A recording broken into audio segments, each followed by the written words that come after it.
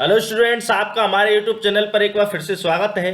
जो पिछला जो लेक्चर था उसमें हमने बात की थी आपसे एसिड डीकैल्सिफिकेशन के बारे में।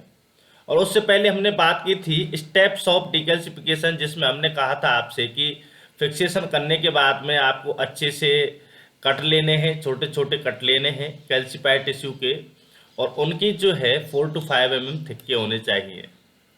और उनको 2 से 3 आवर्स के लिए हमको क्या है डीकैल्सिफिकेशन के लिए रखना है। यानी इस प्रोसेस को हम यहाँ पर क्रॉसिंग कह देते हैं। ठीक है, तो ये आपको अच्छे से फिक्सेशन करना है। और मेनली जो बात इसमें है स्टेप्स में वो है ग्रोसिंग है। फिर उसके बाद में आपको क्या है सेकेंडरी फिक्सेशन कह दें आप, या इसको या प्राइमरी फिक्सेशन कह लें, दोनों एक ही बात है डीकैल्सिफिकेशन में। तो यहाँ आपको अच्छे से इसको फिक्स करना है।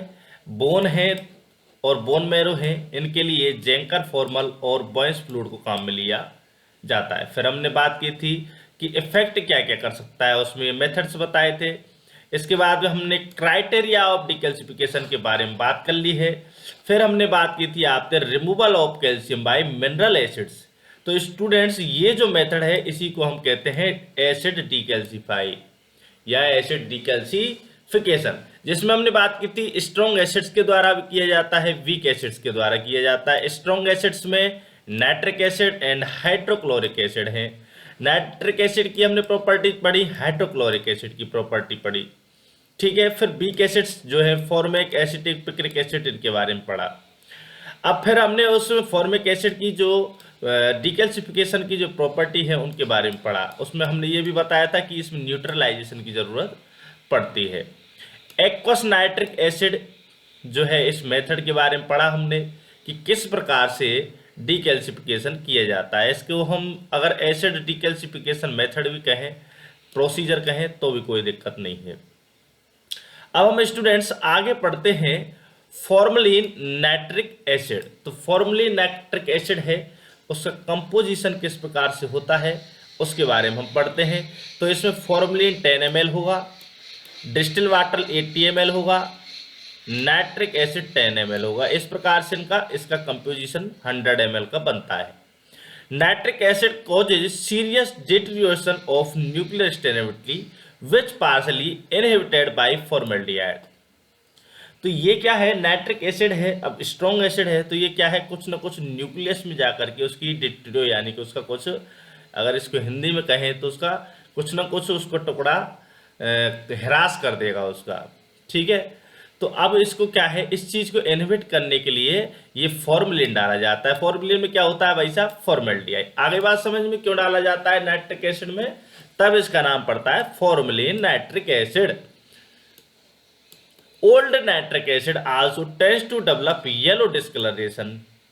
तो जो ओल्ड वाला है वो येलो डिस्कलरेशन दे देता है, विच में बी प्रिवेंटेड बाई। अब इसका भी प्रिवेंटेशन किसके द्वारा किया जाता है, स्टेबलाइजिंग विद 1% यूरिया। तो 1% यूरिया के साथ में इसको स्टेबल किया जाता है, जिससे कि जब रखा जाता है ओल्ड नाइट्रिक एसिड रखा हुआ है तो उसमें 1% यूरिया से उसको स्टेबल कर दिया जाता है, जिससे कि उसमें येलो डिस्कलरेशन नहीं रहे। आगे बात समझ में। तो यहाँ पर फॉर्मलिन क्यों लिया गया है, फॉर्मलिन इसलिए लिया गया है कि नाइट्रिक एसिड जो है न्यूक्लियर स्टेबिलिटी को डिटीरियोट कर देता है या ह्रास कर देता है, तो उससे बचाने के लिए फॉर्मल्डिहाइड यहाँ यूज किया जाता है। अगला मेथड है स्टूडेंट्स एक्वस फॉर्मिक एसिड। इसमें 90% फॉर्मिक एसिड रहेगा 5 to 10 ml और डिस्टिल वाटर रहेगा 100 ml। अगला इसके बाद में कंपोजिशन है गुडिंग एंड स्टीवर्ट्स फ्लूइड। इसका कंपोजिशन है 90% फॉर्मिक एसिड, फॉर्मलिन डल जाएगा इसमें 5 ml। ये एक्वस नाइट फॉर्मिक में और गुडवर्ड स्टीवर्ट में ये फर्क है, इसमें फॉर्मलिन डाल दिया जाएगा। डिस्टिल वाटर वही 100 ml रहेगा। इसी प्रकार से अगर बात करते हैं एवांस एंड क्रेजियन फ्लूइड की बात करते हैं, तो ये 20% aqueous try sodium citrate 65 ml रहेगा, 90% फॉर्मिक एसिड 35 ml रहेगा, एंड इसकी पीएच जो है 2 to 3 रहेगी, यानी एसिडिक रहेगी। तो formic acid sodium citrate method, अब ये जो हमने अभी तक ये इतना पढ़ा है, अब इसमें अगला जो मेथड है वो है formic acid sodium citrate method. तो ये प्रोसीजर इसका किस प्रकार से होता है, place calcified specimen in a large quantity of formic acid sodium citrate solution, तो ये इस सॉल्यूशन में उसको रख देंगे अंटिल डिकैल्सिफिकेशन इज कंप्लीट, जब तक डिकैल्सिफिकेशन कंप्लीट नहीं हो जाता है। तो ये क्या है, change solution daily for best result. तो अगर आपको बेस्ट रिजल्ट लेने हैं तो स्टूडेंट्स आपको क्या करना पड़ेगा, इसको सॉल्यूशन को डेली चेंज करना पड़ेगा। ये कौन सा मेथड चल रहा है, formic acid sodium citrate decalcification method. फिर उसके बाद में इसको रनिंग वाटर में 4 to 8 आवर्स के लिए रखा जाएगा वॉश करने के लिए। फिर डिहाइड्रेट किया जाएगा, क्लियर किया जाएगा एंड इम्प्रेग्नेट विद पैराफिन के साथ में प्रोसेस एज डिवाइड। तो ये जैसा इम्प्रेग्नेशन होगा उसके हिसाब से इसको इम्प्रेग्नेशन किया जाएगा। आगे हम बात करते हैं this technique gives better staining result. तो इससे क्या फायदा होता है, इस टेक्निक से रिजल्ट मिलते हैं बेस्ट, क्योंकि वॉशिंग हो रही है, यहाँ पर वॉशिंग आउट हो रहा है। Then nitric acid method. तो अभी तक ये चल रहे थे कौन से, नाइट्रिक एसिड मेथड, ये ऊपर वाले थे, इससे ऊपर वाले। और एक्वस फॉर्मिक एसिड वाले ये जो मेथड्स हैं ये सारे के सारे इसी में आते हैं, formic acid sodium citrate method में ही, या आप कह लें तो ये जो तीनों जो मेथड हैं इन तीनों मेथड को इसी प्रकार से प्रोसीजर इनका होता है जैसा कि इसका है।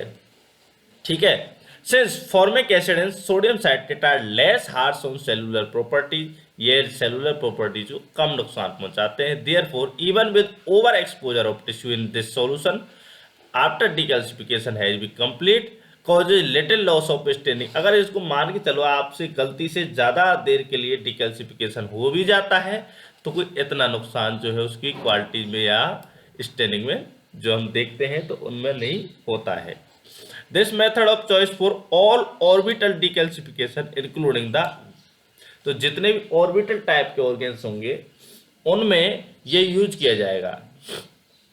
ठीक है, डिकैल्सिफिकेशन मेथड यूज किया जाएगा।